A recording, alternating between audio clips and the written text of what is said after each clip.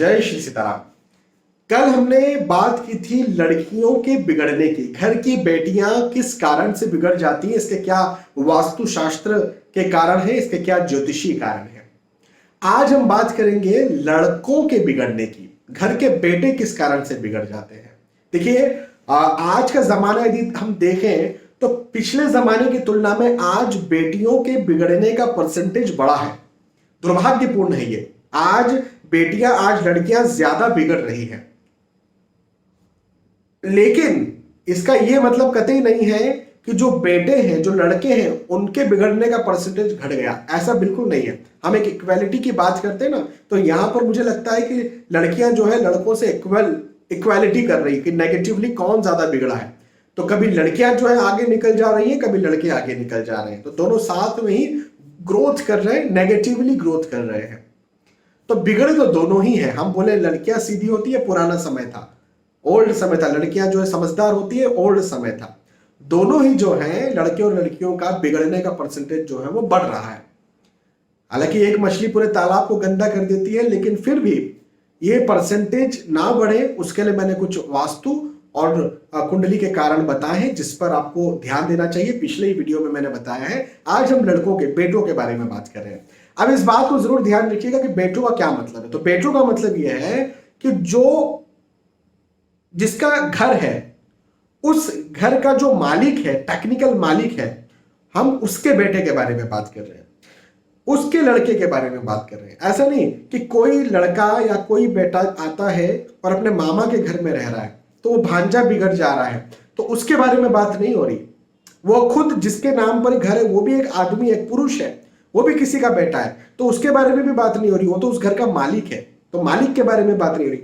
उस मालिक का जो बेटा है, हम उसके बारे में बात करें तो ये उसके ऊपर अप्लाई होगा जब हम वास्तुशास्त्र की बात करेंगे।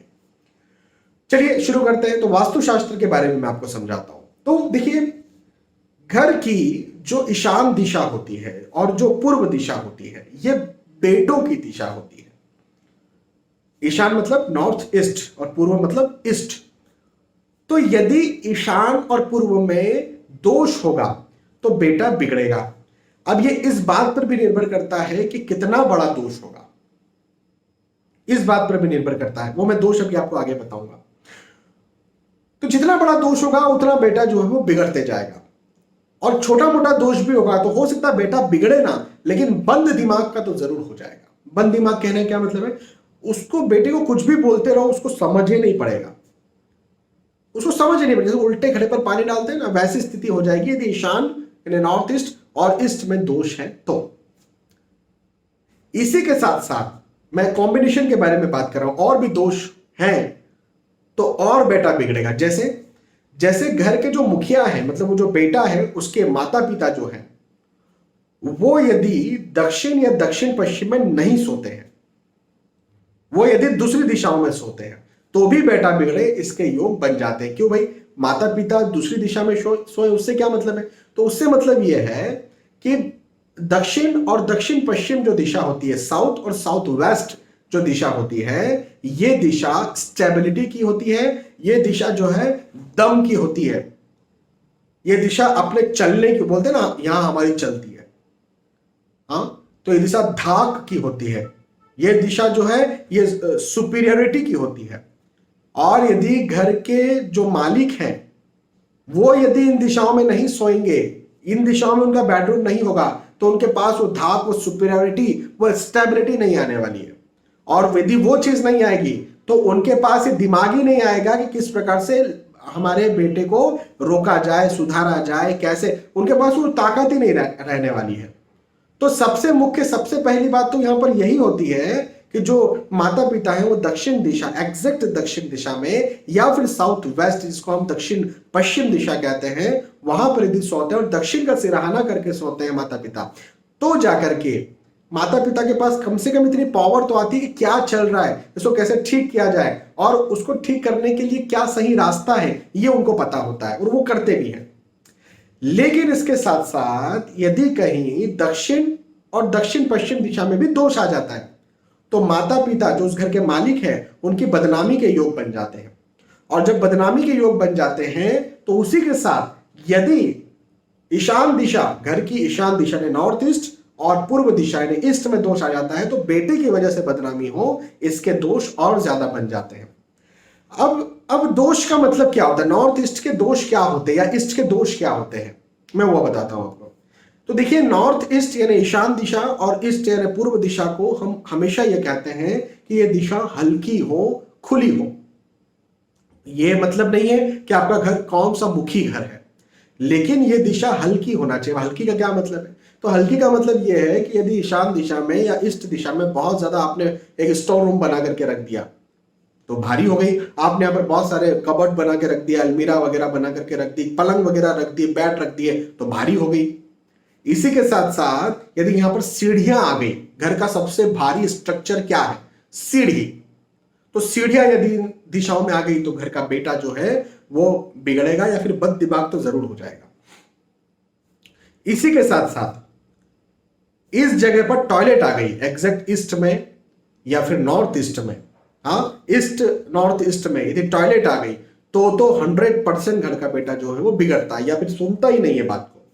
और फिर जो मैंने साउथ और साउथ वेस्ट का बताया कि वहां पर यदि नहीं सो रहे माता पिता तो बिगड़ना तय है। और वहां के दोष, साउथ और साउथ वेस्ट के क्या दोष होते हैं, तो साउथ वेस्ट में टॉयलेट होना बहुत बुरा होता है, साउथ में टॉयलेट होना बहुत बुरा होता है, साउथ वेस्ट में किचन होना बहुत बुरा होता है, इवन नॉर्थ ईस्ट में किचन होना भी बहुत बुरा होता है। तो यदि ऐसे कुछ दोष आ जाते हैं, साउथ वेस्ट ज्यादा खुला है, मतलब साउथ वेस्ट में बोरिंग है, साउथ वेस्ट में अंडरग्राउंड वाटर टैंक है, तो भी साउथ वेस्ट का दोष बनता है, साउथ का भी दोष बनता है यदि अंडरग्राउंड टैंक साउथ में है तो इस प्रकार से साउथ और साउथ वेस्ट के दोष बन गए।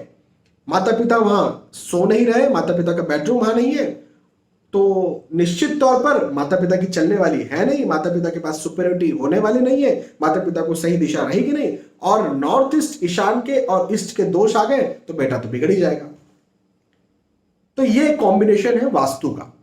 हाँ, यहां पर मैं कारण बता रहा हूं, उपाय मैंने बहुत सारे वीडियोस में बताए हैं, आज हम उपायों के बारे में बात नहीं कर रहे तो बहुत लंबा ये वीडियो बन जाएगा, लेकिन फिर भी मैं ऑलरेडी बता चुका हूं उपाय और आने वाले वीडियोस में बताते रहूंगा। अब ये तो बात हुई किसकी, वास्तुशास्त्र की। कुंडली में ऐसा क्या दोष होता है जिसके कारण बेटा बिगड़ता है, तो देखिए कुंडली में लगभग जो बेटी होती है, बेटी की कुंडली में जो दोष होगा वो बेटे की कुंडली में भी होगा, तो एक ही जैसे हालात बनते हैं, क्योंकि ग्रह तो सबके लिए सेम है। जैसे लग्न कुंडली के लग्न स्थान पर, पंचम स्थान पर, सप्तम स्थान पर, एकादश स्थान पर शुक्र मंगल या शुक्र राहु की युति हो जाए तो लड़का बिगड़ जाए, इसके चांसेस बढ़ जाते हैं। मैं ये नहीं कह रहा कि जिसकी युति है वो बिगड़ा ही हुआ है, मैं ये नहीं कह रहा, लेकिन उसके व्यसनी होने के चांसेस, उसके गलत संगति के चांसेस, उसके अपोजिट जेंडर में अट्रैक्शन के चांसेस बहुत हो जाते हैं। और फिर वास्तु में जब ऐसे दोष और इन सब पूरा कॉम्बिनेशन हो जाए तो बहुत ज्यादा चांस हो जाते हैं। जैसे राहु, उच्च राशि स्थित राहु या फिर मित्र राशि के जो राहु होते हैं, वो यदि लग्न स्थान पर, पंचम स्थान पर, सप्तम स्थान पर, एकादश स्थान पर हो तो ऐसा लड़का डिप्लोमेटिक होता है। ये कब कहां किसको कैसे घुमा दे पता नहीं चलता, अपने माता पिता को भी घुमा सकता है व्यक्ति। अब वहीं पर माता पिता के पास सुपीरियरिटी नहीं है, जो मैंने पहले वास्तु शास्त्र के कारण बताए थे, सुपीरियरिटी नहीं है, तो फिर वह 100% अपने माता पिता को घुमा देगा। और माता पिता घूमेंगे और घर में वास्तु दोष है ईशान और पूर्व का, तो जो है वो बेटा बिगड़ जाएगा। चंद्र का खराब होना, चंद्र का नीच राशि स्थित होना भी इंसान को व्यसनी कई बार बना देता है। चंद्र का अष्टम स्थान पर होना इंसान को व्यसनी बना देता है, व्यसन ज्यादा वो करे, गलत। अब व्यसनी आप हो तो गलत संगति में तो पड़ ही जाओगे 100%।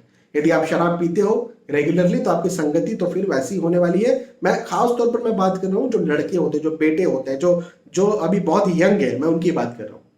हालांकि शराब पीना कोई बहुत अच्छी बात नहीं है, लेकिन ठीक है, आप बोलेंगे कि भाई हम 50 साल के हैं, हम तो कॉर्पोरेट सेक्टर में हम शराब पीते हैं, हम क्या बिगड़े के साथ थोड़ी रहते, तो मैं आपके बारे में बात नहीं कर रहा। मैं उन बेटों के, लड़कों के बारे में बात कर रहा हूँ जो कि अभी पढ़ाई कर रहे हैं, जो कॉलेजेस में है। यदि ये शराब पियेंगे तो ये वैसी ही संगति में जाने वाले हैं जो संगति बुरी है, जो खराब संगति है, जो बिगाड़ने वाली संगति है, व्यसनी होने वाले हैं। तो जब ये पूरे कॉम्बिनेशन एक साथ मिल जाते हैं, कुंडली का भी और वास्तु का भी, तो बेटा बिगड़ जाता है, निश्चित है ये बात। तो कारणों को समझें, उनके उपायों को करें और देखिए अलग अलग कारण हो सकते हैं, किसी का कुछ हो सकता है, किसी का कुछ, आप बोले मेरे यहाँ ये चीज नहीं लेकिन ये है। अब ये एक प्रोबेबिलिटी है, लेकिन मैंने मोटे मोटे तौर पर आपको चीज समझाई है। यदि आपके साथ ऐसा है तो कारणों को समझ करके उनके उपाय करें ताकि आपका बेटा जो है वो ना बिगड़े, या आपके अपनों में किसी का बेटा बिगड़ा हुआ है तो उन्हें ये कारण बताएं। बहुत बहुत धन्यवाद, फिर मिलते हैं आने वाले वीडियोस में। तब तक के लिए आज के वीडियो आपसे विदा चाहता हूं। जय श्री सीताराम।